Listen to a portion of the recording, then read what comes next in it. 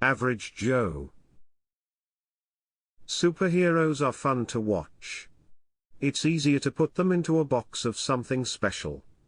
Most of us want to subscribe to the notion of extraordinary tech geniuses. It's cool to be working with some epic company and startup founder who is enjoying the limelight. Yet, the reality is that hindsight bias is always perfect. Success is evident only after the fact and before there's lots of hype and hustling. Average Joe tackles the heroism of the startup land. It unearths stories and research around how we learn, create and build.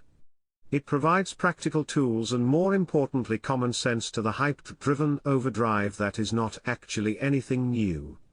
The great man theory was already circulating in the mid-19th century. Average Joe is on a mission to bust myths. It explores 6 different angles on the stardom and entrepreneurship and brings calming balsam for those who think they are not worthy and good enough to build their company. The first myth is that it takes a genius to do something extraordinary. In reality, creativity is something everybody does.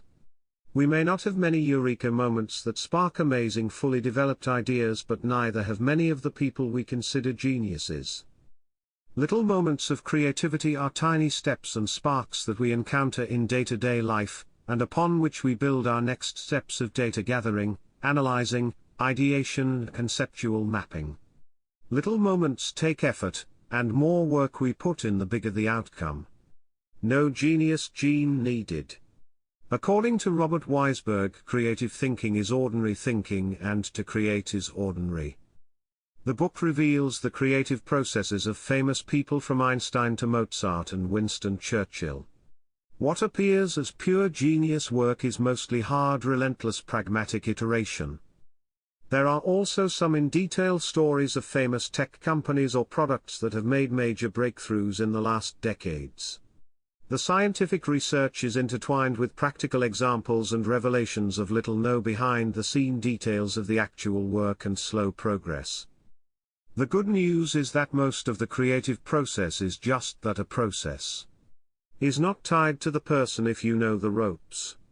You can learn it and become better with practice.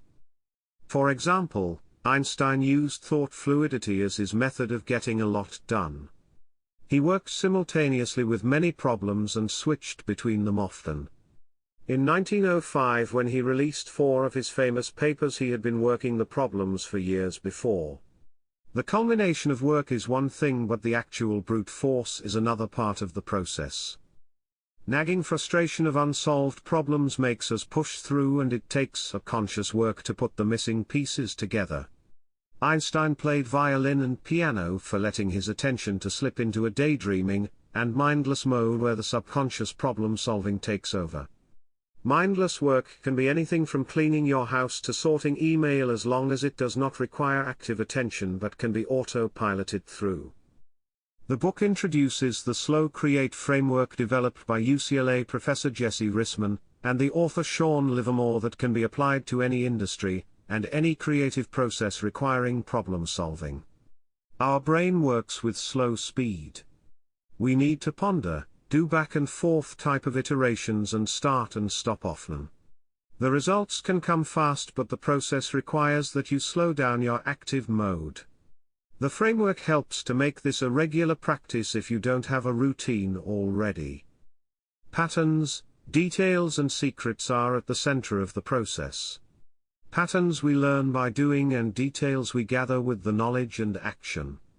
Secrets reveal themselves from the patterns and details, and unearthing secrets is part of the cyclical process that we spin for, jumping from the unsolved to the nibbles of synthesis, using the mindless work that finally unlocks the problem and reveals the desired inflection. Average Joe talks about the same topic that the social dilemma raised into the general public's awareness last month. Tech industry has become very good at manipulating people's behavior to their advantage. In itself, it's nothing new, and other industries have been using the same methods for decades, such as marketing and advertising, but the amount of data, personalization and intimacy of our devices make the issue more pronounced. Mobile games and apps have become addictive, And this has been inflicted on us mostly with our consent. Yet, hacking our biological vulnerabilities is something that is a big ethical question for everyone to consider. It is no secret that many entrepreneurs are contrarians, stubborn, and have the beginner's mind that is curious and fresh for asking the innocent and basic questions. First principles thinking and questioning of everything without yielding for social pressure is something that may be required to innovate big time. These are tools that can be learned. Edwin Land was puzzled by her daughter's innocent question of why a picture cannot be immediately seen after taking it in the analog era. It took Land many years, and numerous processes and problems to solve before he could introduce the Polaroid camera to the public in 1947. Average Joe is someone who has a narrow focus, solves interesting problems, and is adept in an articulate speech that tells compelling stories about the work he's doing.